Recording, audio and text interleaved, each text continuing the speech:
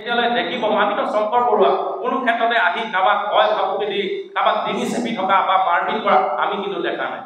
প্ৰত্যেকটো সংবাদ মাধ্যমতো আপুনি দেখিছোঁ খুব গুৰুত্ব সহকাৰে এই সংবাদটো পৰিৱেশন কৰিছে। তাতো কিন্তু কোনো জেগাতে আমি শংকৰ বৰুৱাক এনেকৈ ধৰণৰ কাৰোবাক আহি মাৰপিট কৰি থকা বা উচতনিমূলক বক্তব্য দি থকা দেখা নাই। আমি কিন্তু দেখিছোঁ কাজিয়াখন এৰুৱাবলৈ অহাহে আমি দেখিছোঁ। কিন্তু আটাইতকৈ গুৰুত্বপূৰ্ণ কথা যে যিসকলৰ নাম এজাহাৰত আছিল, যিটো ঘটনাত শংকৰ বৰুৱাৰ কোনো নাম গুণ নাছিল, কিন্তু সেই ক্ষেত্ৰত শংকৰ বৰুৱাক জেল হাজতলৈ প্ৰেৰণ কৰা হ'ল। কিন্তু যিসকলৰ তাত এজাহাৰৰ নাম আছিল এতিয়াও গোটেই ৰাজপথত দুলীয়াজনৰ ৰাজপথত চৰকাৰৰ আগতে পুলিচ প্ৰশাসনৰ সন্মুখতে তেওঁলোকে নিৰ্ভয়ে কিন্তু নিৰ্বিচাৰে ঘূৰি ফুৰি থকা আমি দৃশ্য তাত সকলোৱে সুলভকৈ দৃশ্য আমি দেখিবলৈ তাত পাইছোঁ। গতিকে ইয়াত কোনোবা কিন্তু আমাৰ লাগিছিল যে এটা গভীৰ ষড়যন্ত্ৰ ইয়াত নিহিত হৈ আছে। সেই ষড়যন্ত্ৰটো প্ৰতিহত কৰিবৰ কাৰণে দুলীয়াজান নিবাসী ৰাইজে যেনেধৰণে আগভাগ লৈছে এই সংগ্ৰামখনত আচলতে বীৰ লাচিত তাত আগবাঢ়িছে। আৰু যেতিয়া ইয়াক এটা অধিক গতিশীল কৰিবৰ কাৰণে, কাৰণ দুলীয়াজানবাসী ৰাইজৰ অসমবাসী ৰাইজৰ এটাই কথা আছিল যে এই মাটিখিনি আমাৰ, এই মাটিত কেৱল কিলঞ্জীয়া মানুহ ইয়াত বেপাৰ বাণিজ্য কৰিব। কাৰণ যোৱা সময়ছোৱাত প্ৰত্যেকটো জাতীয়তাবাদী শিবিৰে এটা কথাই কৈ আহিছিল যে অসমত কেৱল কিলঞ্জীয়াৰ আধিপত্য থাকিব, প্ৰভুত্ব আমাৰ থাকিব। তাৰ লগে লগে আৰু এটা কথাও চৰ্চা চলিছে যে ভৱিষ্যতলৈ যাতে ৰাজনৈতিক ক্ষেত্ৰখনত আমি এটা নিৰ্ণায়ক ভূমিকা লৈ থাকিব পাৰোঁ, তাৰো এটা পটভূমি ৰচনা কৰিবৰ কাৰণে জাতীয় জীৱনৰ এখন দীঘলীয়া সংগ্ৰাম চলি গৈ আছে। গতিকে সকলো ৰাইজৰ অভিভাৱকত্বই যিটো বিচাৰিছিল বীৰ লাচিতৰ সৈনিকসকল 20 তাৰিখৰ দিনা তাত উপস্থিত হৈছিল আৰু উপস্থিত হৈ তেল ডিপুটো তাত বন্ধ কৰিবৰ কাৰণে সাংঘাতিক ধৰণে এটা আগ্ৰাসী মনোভাৱেৰে তাত এটা কাৰ্যসূচী ৰূপায়ণ কৰি যেতিয়া কাৰ্যসূচী তাত ৰূপায়ণ কৰিবলৈ গ'ল, তাত দেখিছোঁ ভিতৰত তেওঁলোকে বেপেৰুৱাৰ ওপৰত এটা তুচ্ছ তাচ্ছিল্য কৰি তাত মালিক পক্ষ তাত বহি আছে। তেওঁলোকক যেতিয়া বাহিৰলৈ ওলাই আহিব পৰা হ'ল, কিন্তু তেওঁলোকে বাহিৰলৈ ওলাই নাহিল। আৰু যেতিয়া বিভিন্ন অপ্ৰীতিকৰ পৰিৱেশ পৰিস্থিতিৰ সূচনা হ'বলৈ আৰম্ভ কৰিলে, চাৰিওফালে যদিও পুলিচ মিলিটাৰী এটা বেৰিকেড স্থাপন কৰা হৈছিল, তাৰপিছতো যেতিয়া সাংঘাতিক ধৰণে প্ৰতিবাদ তাত আৰম্ভ হৈ গ'ল, লাহে লাহে মানুহ তাত সমবেত হ'বলৈ আৰম্ভ কৰিলে। সেই পৰ্যায়ত পেট্ৰল ডিপুটো সৰ্বশেষত তেওঁলোকে চিল কৰি তাৰপিছত এখন তদন্ত কমিটি এখন তেওঁলোকে দণ্ডাধীশ পৰ্যায়ৰ এখন তদন্ত তাত দিছে।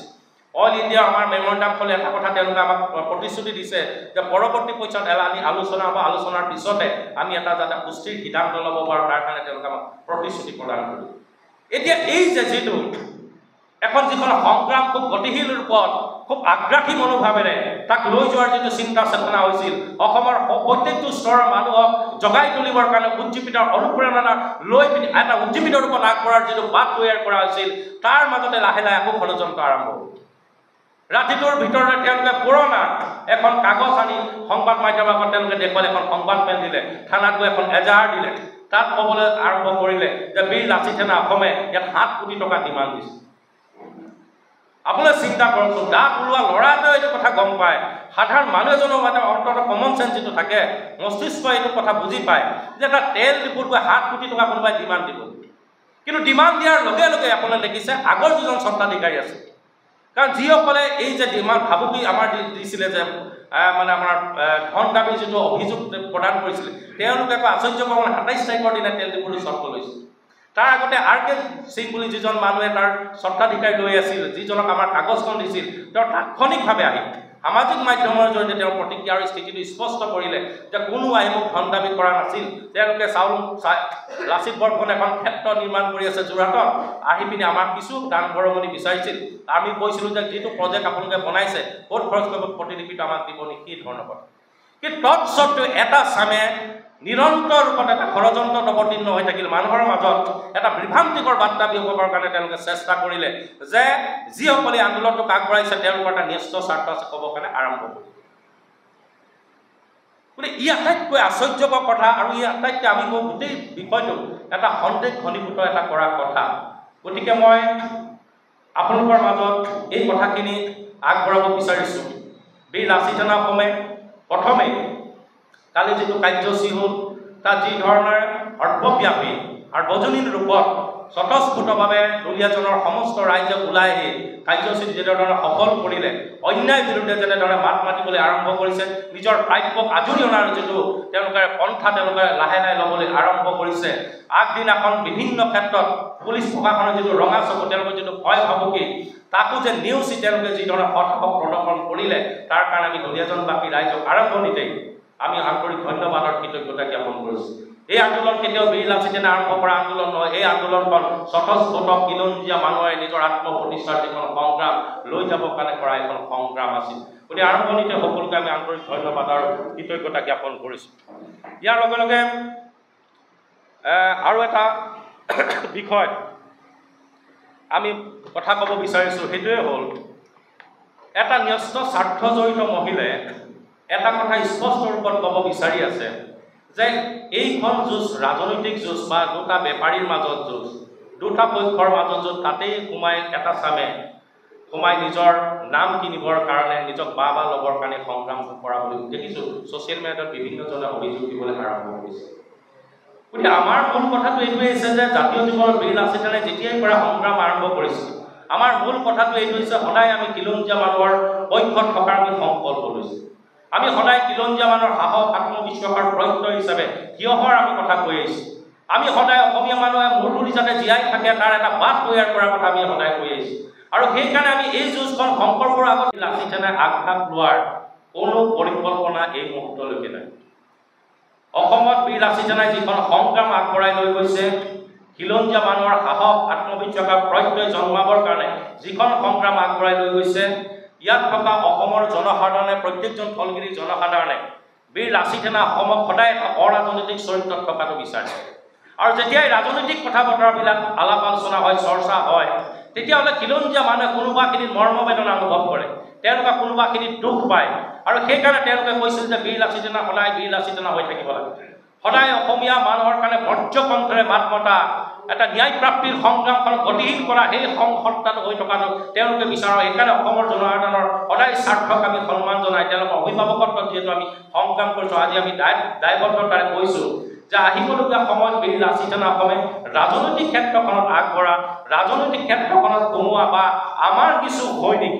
ৰাজনৈতিক ক্ষেত্ৰখনলৈ যোৱাৰ কোনো পৰিকল্পনা এই মুহূৰ্তত হোৱা নাই। সংগঠনৰ মজিয়াত আলাপ আলোচনা হোৱা নাই। গতিকে জাতীয় জীৱনত বীৰ লাচিতে অসমে সদায় আগ্ৰাসী এটা মনোভাৱেৰে কাম কৰিব। প্ৰয়োজনত যেতিয়া উগ্ৰ জাতীয়তাবাদৰ প্ৰয়োজন হ'ব তাত উগ্ৰতাটো থাকিব, আৰু য'ত সুস্থ জাতীয়তাবাদৰ এটা প্ৰয়োজনীয়তা থাকিব সেই সময়ত বীৰ লাচিতে অসমে সদায় সুস্থ জাতীয়তাবাদক প্ৰাধান্য দি এখন সংগ্ৰাম সদায় আগবঢ়াই লৈ গুচি যাব। এতিয়া আৰু এটা বিষয় আপোনালোকক আমি দৃষ্টিগোচৰ কৰিব বিচাৰিছোঁ, এইটো হ'ল যে যোৱা সময়ছোৱাত বীৰ লাচিতে এটা দাবী সজোৰে উত্থাপন কৰি আহিছে যে নামনি অসমত দেখিছে তাত বাংলাদেশী মূলৰ মুছলমানৰ কিছু আগ্ৰাসন হৈছে, তাত ভূমি আগ্ৰাসন হৈছে, ৰাজনৈতিক আগ্ৰাসন চলিছে, মধ্য অসমত হিন্দু বাঙালীৰ অটপালি বাঢ়িছে, তাত লগে লগে পূৰ্ববংগীয় মুছলমানৰ আধিপত্যবাদ প্ৰতিষ্ঠা হৈছে, আৰু উজনি অসমত বিশেষকৈ ইয়াত বহিৰাগত বণিক শ্ৰেণীৰ অটপালি লাহে লাহে হ'বলৈ আৰম্ভ কৰিছে। আজি আপুনি উজনি অসমৰ যদি কোনোবা ৰিক্সাৱালা এটা বা কোনোবা ব্যৱসায় এটাৰ লগতো যদি আপোনাৰ কিছু ক্ষেত্ৰত মত বিৰোধ হয়, মতানৈক্য হয়, তেতিয়াহ'লে ৰিক্সাৱালাটো কয় মই RSSৰ মানুহ বুলি কয়, মই বজৰঙৰ মানুহ বুলি কয়, মই শাসকীয় দলটোৰ মানুহ বুলি কয়। তাৰ লগে লগে তেওঁলোকে ক'বলৈ আৰম্ভ কৰে যে মোৰ চাচা সেই মোৰ নৰেন্দ্ৰ মোদীৰ লগত একেলগে সংগ কৰিছিল বুলি তেওঁলোকে ক'বলৈ আৰম্ভ কৰিছিল। গতিকে এই কথাটো আৰু বাৰে বাৰে যে আপুনি যেতিয়াই জাতীয় জীৱনৰ কাৰণে কিছু কাম কৰিবৰ কাৰণে তেওঁলোকৰ ওচৰলৈ চাপে বা তেওঁলোকে যদি যিবিলাক অন্যায় কৰে তাৰ বিৰুদ্ধে যদি মাত মাতিবলৈ যায়, তেতিয়াহ'লে তেওঁলোকে মাত্ৰ এটাই অস্ত্ৰ লৈ আগবাঢ়ে, সেইটোৱে হ'ল আপোনালোকক নন বেইলেবল যিটো ছেকশ্যন লগায়, মানে ধন দাবী হওক, মানে মৃত্যুৰ ভাবুকি দিছে বুলি কৈ কেছ দি আপোনালোকক জেল হাজতলৈ প্ৰেৰণ কৰাৰ এটা ব্যৱস্থা ষড়যন্ত্ৰ তেওঁলোকে লৈছে। এতিয়া আমাৰ প্ৰশ্ন হৈছে চৰকাৰখন খিলঞ্জীয়া মানুহৰ চৰকাৰ নে বহিৰাগত বণিক শ্ৰেণীটোৰ চৰকাৰ? এতিয়া চৰকাৰখনে প্ৰত্যেকটো ক্ষেত্ৰতে কয় যে আমি খিলঞ্জীয়া মানুহক সুৰক্ষা দিম, তেতিয়াহ'লে বীৰ লাচিতে যোৱা সময়ছোৱাতে কৈছে এই যে প্ৰত্যেকটো ক্ষেত্ৰত হৈ আছে। আজি এতিয়া বাংলাদেশী মানুহৰ মূলৰ ভয় দেখুৱাই চৰকাৰখনে যোৱা সময়ছোৱাতো ক্ষমতালৈ আহিল। বদৰুদ্দিনাথ বিজেপিক ভোট নিদিলে বদৰুদ্দিনাথ অসমৰ মুখ্যমন্ত্ৰী হ'ব বুলি কৈ থকাজনে এখন বদৰুদ্দিনাথ বাদ দিয়ক, তেখেতে মুখ্যমন্ত্ৰী হৈ থাকে। কেন্দ্ৰীয় চৰকাৰ তেখেতৰ চৰকাৰ দুটা টাৰ্ম, আজি 3টা টাৰ্ম চলিবলৈ হ'ল। অসমত 2টা টাৰ্ম তেওঁলোকে চৰকাৰ চলিছে। ৰাষ্ট্ৰপতি, উপৰাষ্ট্ৰপতি, প্ৰধানমন্ত্ৰী আদি কৰি যিমানবিলাক তেওঁলোকৰ হোম মিনিষ্ট্ৰীলৈকে যিমানবিলাক মন্ত্ৰী আছে তাত কোনো এজন মুছলমান মানুহে নাই। তৎসত্ত্বেও আজি একে ভয় ভাবুকি, মানে এটা ভয় দেখুৱাই আমাৰ কাণ্ডত এটা ভয় বন্দুক ফুটোৱা পুনৰ তেওঁলোকে 26ৰ নিৰ্বাচনী পাৰ হ'বৰ কাৰণে চেষ্টা কৰিছে। কাম একো নকয়, কেৱল আমাক ভয় খুৱাই থাকে যে নহ'লে আমুক হ'ব, নহ'লে বাংলাদেশী আহিব।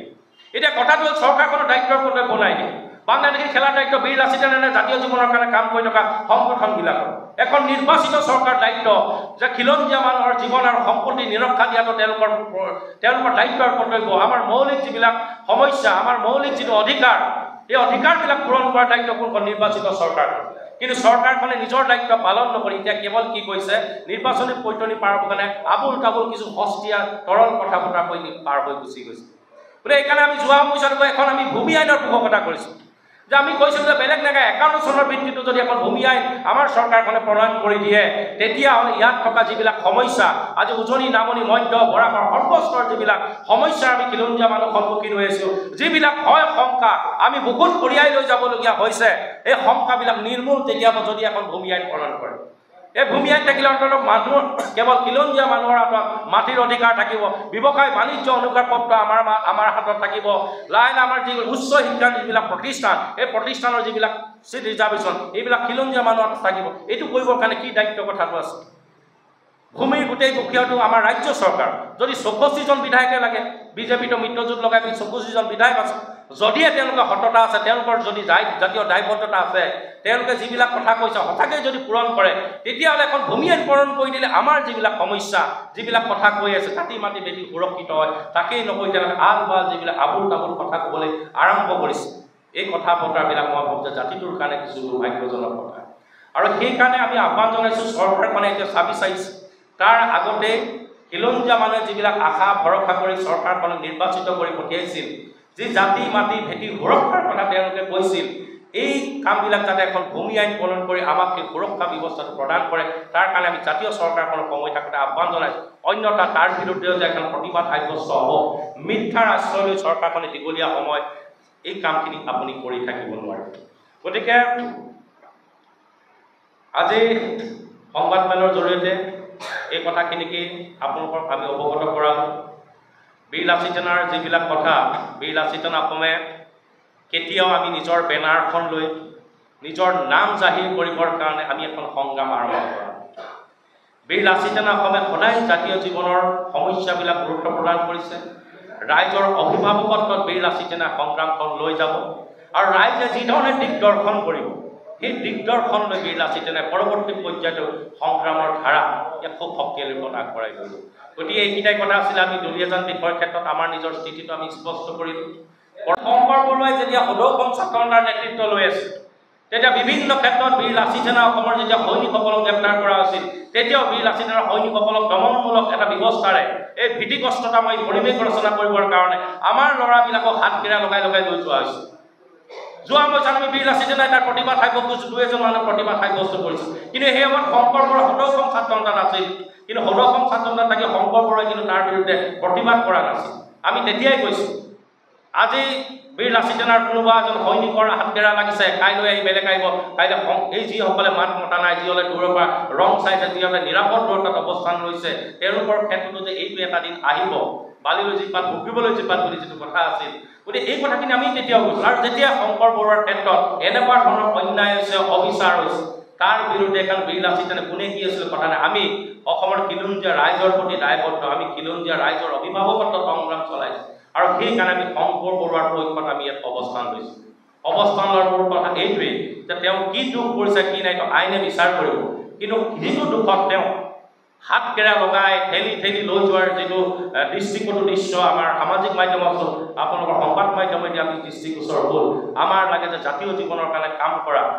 অসমীয়া মানুহক মোৰ বুলি জীয়াই থকাৰ যিটো বাট তৈয়াৰ কৰাৰ কথা কৈছোঁ আমি নিশ্চিতভাৱে এইটো মাত মতাৰ প্ৰয়োজন আছে আৰু মাত মাতিছোঁ ভৱিষ্যতলৈ যেতিয়া খিলঞ্জীয়া মানুহৰ যেতিয়া এনেকুৱা ধৰণৰ অন্যায় বিচাৰ শোষণ বঞ্চনাৰ বলি হ'ব নিশ্চিতভাৱে বীৰ লাচিতনে মাত মাতি যাব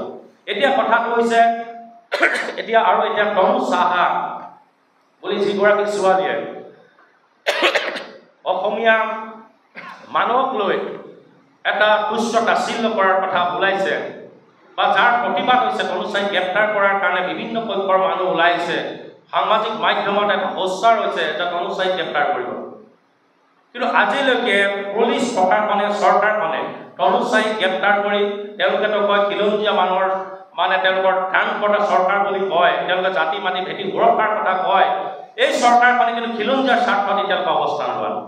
এই চৰকাৰখনৰ পুলিচ প্ৰশাসনে এতিয়ালৈকে তনুচাই গ্ৰেপ্তাৰ কৰি খিলঞ্জীয়া মানুহৰ যদি ন্যায় প্ৰাপ্তিৰ সংগ্ৰামখনক স্বীকৃতি দিবৰ কাৰণে কিন্তু সাহস কৰা নাই। গতিকে আটাইতকৈ এটা পৰিতাপৰ কথা। গতিকে আহিবলগীয়া সময়ত যেতিয়ালৈকে তনুস্বামীৰ দৰে যেনেকুৱা ধৰণে গ্ৰেপ্তাৰ হয় তেতিয়ালৈকে নিশ্চিতভাৱে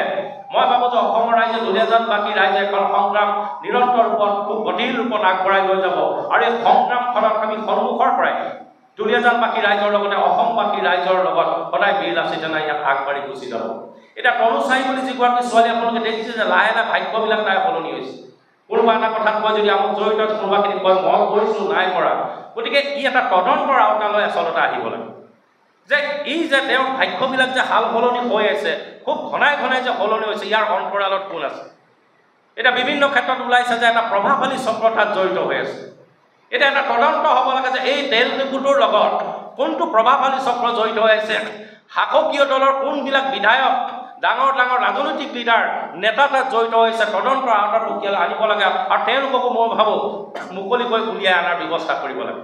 কাৰণ শংকৰ যেনেকৈ গ্ৰেপ্তাৰ হ'ল কিন্তু 1,000 টকা বাকীসকল থানাৰ ফ্ৰণ্টলৈ টিঘিল গিলাই আছে কিন্তু তেওঁলোককতো গ্ৰেপ্তাৰ কৰা নাই। তাৰ নেপথ্যৰ কাৰণ কি হ'ব পাৰে? এতিয়াতো আমি শুনা মতে তেল ডিপুটো ল'বৰ কাৰণে শাসকীয় পক্ষৰ এজন বিধায়কে কাম কৰি আছে। বোলে তেল ডিপুটো যদি তেওঁ ল'বই বিচাৰিছে সন্মুখলৈ ওলাই আহিলেই হ'ল। তাৰ কাৰণে কিয় ঢাল হিচাপে তানুচাক ব্যৱহাৰ কৰিবলগীয়া হৈছে? তাৰ কাৰণে কিয় জাতিৰ এটা কুলাংগাৰ বুলি আমি কৈছোঁ মিণ্টু শইকীয়াৰ দৰে যে ভুৱা গোচৰ দি জাতীয় সংগ্ৰাম এখনক বিপদে পৰিচালিত কৰিবৰ কাৰণে মানুহ বিভ্ৰান্তি কৰিবৰ কাৰণে চেষ্টা কৰিছে, এটা ষড়যন্ত্ৰত লিপ্ত হৈছে, তেওঁলোকক ৰক্ষণাবেক্ষণ দিয়া মানুহকেইটাও কিন্তু তদন্ত আওতালে মোৰ বোধেৰে আহিব লাগে। গতিকে বীৰ লাচিত সেনা অসমৰ পৰা এটা স্পষ্ট বাৰ্তা এইটোৱেই থাকিব, এই ন্যায় প্ৰাপ্তিৰ সংগ্ৰামখনক অসমৰ ৰাইজে আগভাগ লৈছে, অসমৰ ৰাইজে আগুৱাই লৈ যাব আৰু এই সংগ্ৰামখনক গতিশীল কৰিবৰ কাৰণে বীৰ লাচিত সেনা অসমে সদায় অসমৰ ৰাইজৰ লগত থাকি কাম কাজ কৰি আগবাঢ়ি যাব। এতিয়া আহিলোঁ বেলেগ এটা কথালৈ। কথাটো হৈছে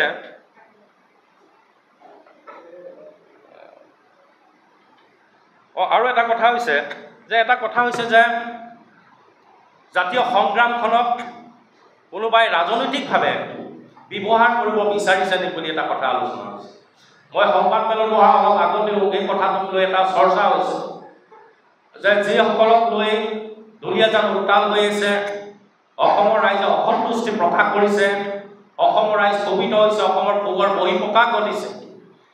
সেই ব্যক্তিসকলে কাইলৈ পৰহি এটা ৰাজনৈতিক উদ্দেশ্যপূৰ্ণ এখন যুঁজত জাতীয় জীৱনৰ মানুহবিলাক তাত জড়িত হৈছে বুলি এটা প্ৰশ্নবোধক চিন আহিছে। গতিকে আমি এই কথাটো এতিয়াই এটা কথা ক'ব পাৰোঁ, কোন কাইলৈ ক'ত যায় আমাৰ ক'বলগীয়া একো নাই। যদি কোনোবাই ইচ্ছাকৃতভাৱে উদ্দেশ্যপ্ৰণোদিতভাৱে যদি জাতীয় জীৱনৰ কাম কৰা মানুহখিনিক যদি কোনোবাই ৰাজনৈতিক উচ্চাকাংক্ষা, ৰাজনৈতিক নিৰ্বাচনী বৈতৰণী বা ৰাজনৈতিক উচ্চাকাংক্ষা পূৰণৰ এটা আহিলা হিচাপে যদি ব্যৱহাৰ কৰে তেতিয়াহ'লে পৰৱৰ্তী পৰ্যায়ত নিশ্চিতভাৱে বীৰ লাচিত সেনা অসমে তাৰ বিৰুদ্ধে এটা সজোৰে প্ৰতিবাদ সাব্যস্ত কৰিব। এই সময়ত আমি দেখা মূল কথাটো হৈছে যে এজন খিলঞ্জীয়া মানুহ, শংকৰ বৰা আমাৰ এজন খিলঞ্জীয়া যুৱক, গতিকে খিলঞ্জীয়া মানুহৰ ওপৰত দেখিছোঁ অন্যায় হৈছে, অবিচাৰ হৈছে, নহ'বলগীয়া কিছুমান ঘটনা হৈছে, ভয় শংকাৰ এটা পৰিৱেশ ৰচনা কৰিবৰ কাৰণে কোনোবাই চেষ্টা কৰিছে, এটা অৱদমন কৰিবৰ কাৰণে কণ্ঠৰোধ কৰাৰ এটা প্ৰক্ৰিয়া চলিছে, তাৰ বিৰুদ্ধে বীৰ লাচিত সেনাই আগভাগ লৈছে, তাৰ বিৰুদ্ধে মাত মাৰিছে, পৰৱৰ্তী পৰ্যায়ত এই সংগ্ৰামখনক আগবঢ়াই লৈ যাব। এতিয়া এইটো দ্বিতীয় এটা কথা, কেইদিনমান আগৰ পৰা বহুবিলাকে কৈছে যে বীৰ লাচিত সেনা অসমে ৰাজনৈতিক ক্ষেত্ৰখনত আগভাগ ল'ব। মই সংবাদমেলখন দিম বুলি কোৱাৰ লগে লগে মোৰ ইয়ালৈ নাই কমেও প্ৰায় 15টামান বাৰ্তা আহিছে যে আপোনালোকে অন্ততঃ এই কথাখিনি খুব স্পষ্টভাৱে কৈ দিব লাগে। কাৰণ কেইদিনমান আগত আমাৰ এজন বীৰ লাচিত সেনাৰ এখন সৈনিকে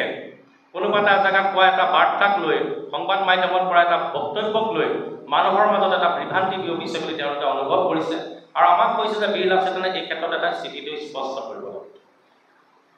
আমি আজি খুব দায়বদ্ধতাৰে এই কথাখিনি ক'ব বিচাৰোঁ যে দুলীয়াজান বন্ধৰ দৰে কাৰ্যসূচী গ্ৰহণ কৰিছে আৰু কালি অসমবাসী ৰাইজৰ সহযোগত বা দুলীয়াজানবাসীৰ যি খিলঞ্জীয়া ৰাইজৰ স্বতঃস্ফূৰ্ত সঁহাৰিয়ে এই কালি বন্ধক খুব সফল কৰিলে আৰু এটা স্পষ্ট বাৰ্তা দিবলৈ চেষ্টা কৰিলে যে অসমীয়াৰ ওপৰত যদি কোনোবাই ৰঙা চকু প্ৰদৰ্শন কৰে, কোনোবাই আমাৰ ভাষা, কৃষ্টি, সংস্কৃতিলৈ যদি প্ৰত্যাহ্বান নমাই আনে বা খিলঞ্জীয়া যুৱকৰ ওপৰত যদি কোনোবাই অন্যায় অবিচাৰ এটা সামৰা যদি দিবলৈ বিচাৰে তেতিয়াহ'লে তাৰ বিৰুদ্ধে এটা জ্ঞান ইয়াত আছে, সেই জ্ঞানলৈ সজোৰে প্ৰতিবাদ সাব্যস্ত কৰিব। এতিয়া কথা কৈছে যে দুলীয়াজানৰ যিটো ঘটনা, এই ঘটনাটো কেৱল শংকৰ বৰুৱা গ্ৰেপ্তাৰ জেল হাজতলৈ প্ৰেৰণ কৰাৰ কথাটোৱেই নাছিল। আমাৰ মূল কথাটো আছিল যে শংকৰ বৰুৱাই কি কৰিছিল, কি দুখ হৈছিল কিন্তু আইনে তাৰ বিচাৰ কৰিব কিন্তু আমাৰ মূল কথাটো এইটোৱে আছিল যে শংকৰ বৰুৱা দেখিছে যে যোৱা সময়ছোৱাত বড়োসম ছাত্ৰ সন্থাৰ সন্মানীয় সম্পাদকৰ দৰে দলৰ দায়িত্ব গ্ৰহণ কৰিছিল অসমৰ জাতীয় জীৱনৰ সমাজ জীৱনৰ কাৰণে নিৰবিচ্ছিন্ন ৰূপত তেখেতে কাম কৰি গৈছিল অন্ততঃ দুলীয়াজানবাসী অসমৰ এটা পৰিচিত নাম আছিল শংকৰ বৰুৱা গতিকে শংকৰ বৰুৱাৰ এনেকুৱা কি ধৰণৰ বোলে দুখ তাত কৰিছিল বা এনেকুৱা কি তেওঁ জগৰ লগালে যাৰ কাৰণে পুলিচ প্ৰশাসনে মই ভাবো প্ৰত্যক্ষ চৰকাৰে পৃষ্ঠপোষকতাৰে আচলতে হাতত হেণ্ডকেয়াৰ লগাই দৃষ্টিকটুভাৱে পুলিচে তেওঁক গতিয়াই কোৰ্টত হাজিৰ কৰাইছে তাৰ পিছত জেল হাজতলৈ প্ৰেৰণ কৰিছে গতিকে এই যিটো ঘটনা এই ঘটনাটো আমি আগতে কৈছো শংকৰ বৰুৱা দুখ শুদ্ধ এইবিলাক বিচাৰ ন্যায় কৰিব এমন বিচাৰ আইন আদালতে কৰিব কিন্তু কথাটো হৈছে যে কোনোবা বহিৰাগত বনিয়াৰ এটা গোচৰৰ ভিত্তিত খিলঞ্জীয়া মানুহক যেনেধৰণে অন্যায়ভাৱে বৰ্বৰভাৱে এই যে সাতকেৰা লগে লৈ যোৱাৰ যিটো দৃশ্য তেওঁলোকে দেখুৱালে ইয়াত লৈ অসমৰ সমাজ জীৱন কুপিত হৈছে কোনোবা কিন্তু অপমানিত হৈছে আৰু বহুবিলাকৰ মনতে এটা অসন্তুষ্টি এটা হৈছে আৰু এই কথাটো বীৰ লাচিত মঞ্চৰ পৰা এখন আমি স্পষ্টকৈ ক'ব বিচাৰিছোঁ ইয়াৰ জৰিয়তে মাত্ৰ এটাই বাৰ্তা তেওঁলোকে দিব বিচাৰিছে যিসকলে যোৱা সময়ছোৱাত জাতীয় জীৱনৰ সমাজ জীৱনৰ কাৰণে কাম কৰিব বিচাৰিছে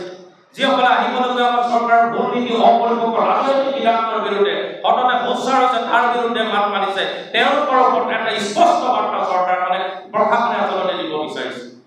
যোৱা সময়ছোৱাত দেখিছে যে চৰকাৰ বহিৰাগত বণিক শ্ৰেণীৰ হাতোৰাৰ তলত আছে এখন বণিকৰ পকেটত চৰকাৰখন পৰিচালিত হৈছে ভৱিষ্যতলৈকে যাতে চৰকাৰে এই যে বণিক গোষ্ঠীটো যাতে পোহপাল তেওঁলোকে দিব পাৰে তেওঁলোকৰ নিৰাপত্তা যাতে দিব পাৰে তাৰ কাৰণে এটা স্পষ্ট বাৰ্তা দিব বিচাৰিছে যে বণিকৰ বহিৰাগত বণিক গোষ্ঠীৰ বিপৰীতে যদি কিবা পদক্ষেপ লোৱা তেতিয়া এই শংকৰ বৰুৱাৰ দলে এনেধৰণে হাত কেৰেৰা লগাই গতিয়াই দৃষ্টিগতভাৱে লৈ যোৱা হ'ব ইয়াৰ যদি এটা ভীতিগ্ৰস্তময় আতংকময় এটা শংকাৰ এটা পৰিৱেশ তেওঁলোকে ৰচনা কৰিব বিচাৰিছে তাৰ লগে লগে অকল জাতীয় জীৱনৰ সমাজ জীৱনৰ পৰা মানুহখিনিয়ে নহয় তেওঁলোকৰ যিজন পৰিয়াল পৰিজন আছে তেওঁলোকলৈ এটা বাৰ্তা দিব বিচাৰিছে এই আতংকময় ভয় ভীতিৰ এটা শংকা বাৰ্তা তেওঁলোকৰ মাজলৈ দিব বিচাৰিছে যাতে ভৱিষ্যতলৈকে যিয়েই নহওক এই বহিৰাগত বণিক শ্ৰেণীটো হওক বা বিভিন্ন চৰকাৰী অদূৰদৰ্শী সিদ্ধান্তৰ বিৰুদ্ধে হওক ৰাইজে যাতে মাত নেমাতে কোনো জাতীয় দল সংগঠনে যাতে মাত নেমাতে মাত মাতিলে এনেধৰণৰ যে বিলয় হ'ব তাৰ এটা বাৰ্তা দিব বিচাৰিছে আৰু সংগ্ৰামখন ৰাইজৰ প্ৰতিবাদ ৰাইজৰ অসন্তুষ্টি সেইখিনিতে আৰম্ভ হৈছে গতিকে এই সংগ্ৰামখনৰ বীৰ লাচিতৰ অসন্তুষ্টি তাতেই আছে আজি যিটো হাতকেৰা শংকৰ বৰুৱাৰ ক্ষেত্ৰত লাগিছে কাইলৈ ৰংপুৰ পানীখনৰ ক্ষেত্ৰত হ'ব কাইলৈ আপোনালোক ইয়াত থকা সাংবাদিকসকলৰ ক্ষেত্ৰত হ'ব বা কাইলৈ থকা জাতীয় জীৱনৰ সমাজ জীৱনৰ কাৰণে কাম কৰা ব্যক্তিসকলৰ ক্ষেত্ৰতো একেই হাতকেৰা লগাই দমনমূলক ব্যৱস্থাৰে আমাৰ কণ্ঠ ৰোধ কৰিবৰ কাৰণে চেষ্টা কৰা হ'ব গতিকে তাৰ বিৰুদ্ধে প্ৰতিবাদ কৰাটো প্ৰয়োজনীয় আছে এটা প্ৰাসংগিক বিষয় আছে আৰু সেই তাৰ বিৰুদ্ধে মাত মাতিছে তাৰ পিছদিনাখনে 20 তাৰিখৰ দিনা আপোনালোকে দেখিছে যে বীৰ লাচিত সেনাৰ প্ৰায় 300-400 সৈনিক গৈ সেই তেল ডিপুত উপস্থিত হৈছে তেল ডিপুত উপস্থিত হোৱাৰ মূল কাৰণ শংকৰ বৰুৱাৰ ঘটনাটোৱে আৰু এটা দিশ মই উন্মোচিত কৰিছোঁ সেইটোৱে হৈছিল যে সেই মাটিডোখৰ কাৰ আছিল এইটো অইল ইণ্ডিয়াৰ মাটি আছিল অইল ইণ্ডিয়া IOC তাত ৰিজৰ্ট দিছিল কিন্তু আমি গম পালোঁ যে অসম আন্দোলনৰ সময়ত য'ত শ্বহীদ হৈছিল কেইবাজনো শ্বহীদ হৈছিল সেই মাটিডোখৰ য'ত তেল ডিপুত তাৰ সমীপতে সেই সময়ত অসম আন্দোলনৰ সময়ত গুলি খাইছিল তাত তেজ দি পিনি আমাৰ ল'ৰা শ্বহীদ হৈছিল গতিকে সেই মাটিডোখৰ কোনোবা বহিৰাগত নয়দাত অসমৰ মাটি জাতি মাটিৰ লগত কোনো গুণগত নথকা কোনোবা মানুহ নয়দাৰ পৰা আহি সিং নামৰ এজন মানুহে ইয়াত এই বিমান বাণিজ্য চলাইছে গতিকে আমাৰ অসন্তুষ্টি তাত আছে যে অইল ইণ্ডিয়াৰ বহুবিলাক এনেকুৱা মাটি আছে সেইকাৰণে আমি তাত সজোৰে এটা দাবী উত্থাপন কৰিছোঁ অইল ইণ্ডিয়াকো জনাইছিলোঁ তাতো কৈছিলোঁ যে ইয়াত যিমানবিলাক অইল ইণ্ডিয়াৰ যিমান তেওঁলোকৰ মাটি আছে তাত যেনেধৰণে বহিৰা প্ৰতিপত্তি গোষ্ঠীক যেনেধৰণে ৰঙানদী চাফাৰী দিয়া আছে বেআইনীভাৱে আচলতে কৈছে অনিয়মেৰে কৈছে কোনোবা প্ৰভাৱশালী গোষ্ঠীৰ প্ৰত্যক্ষ পৃষ্ঠপোষকতাৰ দালালিৰ কাৰণে আচলতে বাহিৰত থকা মানুহ ইয়াত তেল ডিপু কৰি ব্যৱসায় বাণিজ্য কৰিবলৈ সুযোগ সুবিধা তেওঁলোকক কৰি দিয়া হৈছে গতিকে আমাৰ প্ৰশ্নটো এইটোৱে আছিল যে ইয়াত যেনেধৰণে বহিৰাগত পুঁজিপত্তিক ইয়াত মানে স্থান সুবিধা কৰি দিয়া হৈছে তেনেধৰণে খিলঞ্জীয়া যিবিলাক ল'ৰা ছোৱালী নিজৰ স্বাৱলম্বী এটা বাট লৈ যাব বিচাৰিছে বেপাৰ বাণিজ্যৰ ক্ষেত্ৰত আগবাঢ়িবৰ কাৰণে বিচাৰিছে দুলীয়াজনকে আশে পাশে যিমানবিলাক অঞ্চলত অইল ইণ্ডিয়াৰ মাটি আছে তাত খিলঞ্জীয়া ল'ৰাবিলাকক তেওঁলোকে মাটি নিজৰ দিব নিদিব এই কথাটো আমি তেওঁলোকক প্ৰশ্ন উত্থাপন কৰিছোঁ আৰু প্ৰতিবাদ আচলতে সেইকাৰণে হৈছে এতিয়া যেতিয়া তাত প্ৰতিবাদ হৈছে আপোনালোকে দেখিছে যে এটা প্ৰভাৱশালী চক্ৰই মই কৈছোঁ মূল বিষয় পাতাক আঁতৰাই নিবৰ কাৰণে চেষ্টা কৰিছোঁ এতিয়া শংকৰ বৰুৱাৰ ক্ষেত্ৰত যেতিয়া দুলীয়াজানবাসী ৰাইজ বা অসমৰ সৰ্বস্তৰৰ প্ৰতিবাদ হৈছে তেওঁৰ ন্যায় প্ৰাপ্তিৰ এখন সংগ্ৰাম আগবঢ়াই দিবৰ কাৰণে চেষ্টা কৰা হৈছে, তেতিয়াই মূল ইছ্যুটোৰ পৰা তাক ভাগ ভাগ কৰি দিবৰ কাৰণে ষড়যন্ত্ৰ লাহে লাহে আৰম্ভ কৰিব। এতিয়া আপোনালোকে যিমানবিলাক তাত ভিডিঅ' ফুটেজ দেখিছে, বিপদে পৰিচালিত কৰিবৰ কাৰণে মানুহৰ মাজত বিভ্ৰান্তি বিয়পাৰ যিটো তেওঁ অপৰাধ কৰিছে, তাক যাতে এটা খুব গুৰুত্ব সহকাৰে চৰকাৰখনে লয়। বিনা দুখত আমাৰ হাত কেৰেয়া লগাই লৈ যোৱাৰ যিটো তেওঁলোকে আতংকময় যিটো পৰিৱেশ তৈয়াৰ কৰিবৰ কাৰণে চৰকাৰখনে চেষ্টা কৰিছে। চৰকাৰখনে হাফ হৈ ফুটি বেজ হৈ জৰাৰ যিটো চৰিত্ৰ তেওঁলোকে অৱলম্বন কৰিছে, যে আমি পোৱা নাই, লগাব নোৱাৰে বুলি চৰকাৰ বৰ্মনে যি ধৰণৰ কথা তেওঁলোকে ক'বলৈ আৰম্ভ কৰিছে, ইয়াৰ পৰা আচলতে চৰকাৰখন আঁতৰি থাকিব লাগে। তেল ডিপুৰ যিটো মূল ঘটনাটো এটা উচ্চ পৰ্যায়ৰ যাতে তদন্ত হয়, তাৰ মাটিখিনিক লৈ তদন্ত হ'ব লাগে। বাহিৰৰ বহিৰাগত এটা বণিকে কেনেধৰণে যুগ দশক ধৰি ইয়াত ব্যৱসায় বাণিজ্য কৰিবলৈ সুযোগ সুবিধা পাইছে, কোনবিলাকৰ চৰ্ত চাই কাৰ পৃষ্ঠপোষকত কাৰ দালালিৰ কাৰণে এই সুযোগ সুবিধা পাইছে, তাৰো এটা নিৰপেক্ষ তদন্ত তাত হ'ব লাগে। তাৰ লগত আটাইতকৈ গুৰুত্বপূৰ্ণ কথা এইটোৱে যে বীৰ লাচিত অসমে সদায় নিজৰ অৰাজনৈতিক চৰিত্ৰটো অৱলম্বন কৰি জাতীয় সমাজ জীৱনৰ কাৰণে কাম কৰি যাব। সদায় খিলঞ্জীয়া মানুহৰ সাহস আত্মবিশ্বাস প্ৰত্যয় হিচাপে থিয় হ'বৰ কাৰণে পৰৱৰ্তী পৰ্যায়ত বীৰ লাচিতৰ সংগ্ৰাম আগবঢ়াই লৈ যাব। গতিকে ৰাজনৈতিক ক্ষেত্ৰখনত আগবঢ়াব আমাৰ কোনো সতীৰ্থ ৰাজনৈতিক ক্ষেত্ৰখনত আগবঢ়োৱাৰ কোনো পৰিকল্পনা নাই। আমি সদায় জাতীয়তাবাদী মানুহ, গতিকে জাতীয়তাবাদী এখন সংগ্ৰাম যাতে খুব শক্তিশালী ৰূপত আগবঢ়াই লৈ যায়, তাৰ কাৰণে যি পৰৱৰ্তী পৰ্যায়ত যদি আমাৰ কিছু কৰিবলগীয়া থাকে, দায়িত্ব থাকে, সেই দায়িত্ব নিশ্চিতভাৱে বীৰ লাচিতে আগবঢ়াই লৈ যাব। তাৰ লগে লগে চৰকাৰখনে যিবিলাক ভুৱা কথা কৈ পুনৰ আমাৰ অসমীয়া মানুহক ভয় শংকাৰ মাজত থৈ নিৰ্বাচনী বৈতৰণি পাৰ হ'ব বিচাৰিছে, তাৰ পৰা চৰকাৰখনৰ সময় থাকোঁতেই জাতীয় দায়িত্ব পালন কৰিবৰ কাৰণে আমি আহ্বান জনাইছোঁ। বাংলাদেশী কেতিয়াও অসমৰ ৰাইজে নেখেদে। বাংলাদেশী ইয়াত যদি সঁচাকৈ আছে, তেতিয়াহ'লে খিলঞ্জীয়া ৰাজ্যৰ জাতীয় দল সংগঠনবিলাকক তেওঁক ইয়াৰ পৰা বাংলাদেশলৈ খেলাৰ দায়িত্ব আমাৰ নহয়। এখন নিৰ্বাচিত চৰকাৰ হয়, কেন্দ্ৰীয় চৰকাৰ আছে, ৰাজ্য চৰকাৰ, তেওঁলোকে নিজৰ জাতীয় দায়িত্ব পালন কৰিব লাগে। আৰু খিলঞ্জীয়া মানুহক সুৰক্ষিত কৰিবৰ কাৰণে এখন ভূমি আইন আমি প্ৰণয়ন কৰিবৰ কাৰণে আজি সংবাদ মেলৰ জৰিয়তে সজোৰে দাবী উত্থাপন কৰিছোঁ। ধন্যবাদ। যদি আপোনালোকৰ কিবা আছে প্ৰশ্ন